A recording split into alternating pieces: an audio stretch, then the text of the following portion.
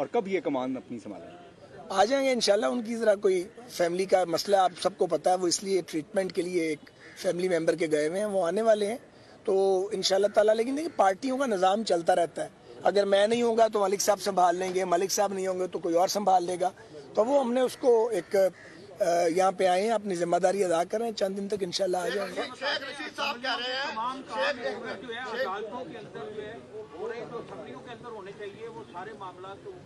जब सियासत बोनों के हाथ में चली जाए और जब सियासत उन लोगों के हाथों में चली जाए जो कहीं और से ऑपरेट होते रहे हों और सहूलतकारी से इक़्तिदार में आए हुए हों, तो फिर मामला अदालतों में ही जाते हैं। और जब अदालतों में भी बदकिस्मती से नजरिया ज़रूरत के तहत फैसले दिए जाने लगे और फिर अपने रिश्तों नातों का ख्याल किया जाने लगे तो फिर मसाइल बढ़ते हैं। और वाला मामला अब कहाँ तक स्टैंड करता है? मार्च नहीं, मुल्क में थुकाई मार्च होगा, क्या कहेंगे आप?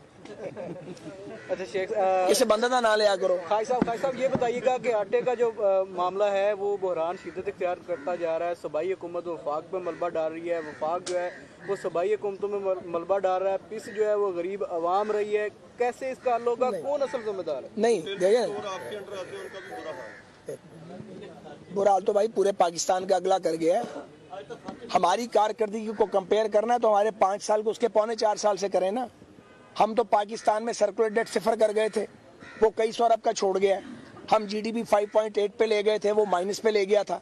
इस तरफ कोई नहीं आता।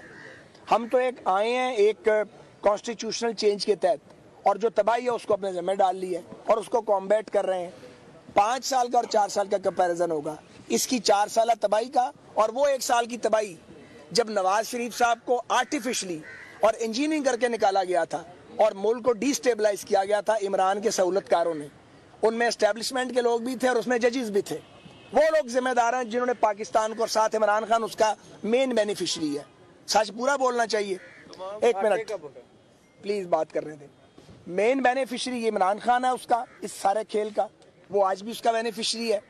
अब जो तबाही मचाई है 4.25 साल इमरान के और 1 साल वो जब नवाज शरीफ साहब को बेटे से तनख्वाह ना लेने पे नाअहल कर दिया गया था, आपने इलेक्टेड हुकूमत को उखाड़ के फेंक दिया, तो मुल्क में जलजला नहीं आना था।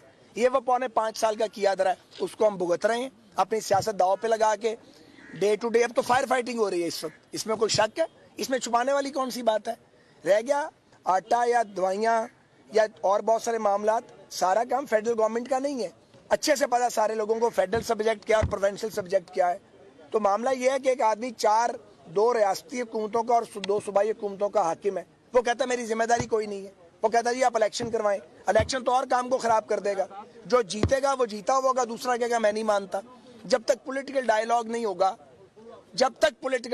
होगा, तमाम सियासी कुव्वतों का कि आगे मुल्क को लेके कैसे जाना है, और रियासती अदारे जब भी उसके अंदर ऑन बोर्ड नहीं होंगे तो ये क्राइसिस तो चलता रहेगा। इलेक्शन हल नहीं है, इलेक्शन की बजाय कंसेंसस हल है। आप अपनी टर्म पूरी करें ना। आपके पास केपी की हुकूमत है, पंजाब की हुकूमत है, गिलगित बिल्तिस्तान है, कश्मीर है, आप वहाँ पे डिलीवर करो। हमें भी काम करने दो। इलेक्शन में अपनी अपनी परफॉर्मेंस लेके आएंगे। लेट पीपल शुड डिसाइड कि वो किसको वोट देते हैं। पर इलेक्शन से पहले एज ए पोलिटिकल वर्कर मैं समझता हूँ सियासी कुव्वतों को बैठना पड़ेगा, बशमूल पीटीआई के। जैसी तैसी भी वो सियासी कुव्वत है। हमें 1 मिनट जी, हमें अच्छा लगता है या बुरा लगता है, हम उन्हें अच्छे लगते हैं बुरे लगते हैं, हम ही स्टेक होल्डर्स हैं, हमें ही एक दूसरे के साथ गुजारा करना है। जितनी जल्दी ये बात समझ आ जाएगी उतनी जल्दी ये क्राइसिस ओवर होने की तरफ जाएगा, वरना किसी के हाथ कुछ नहीं आएगा। शुक्रिया।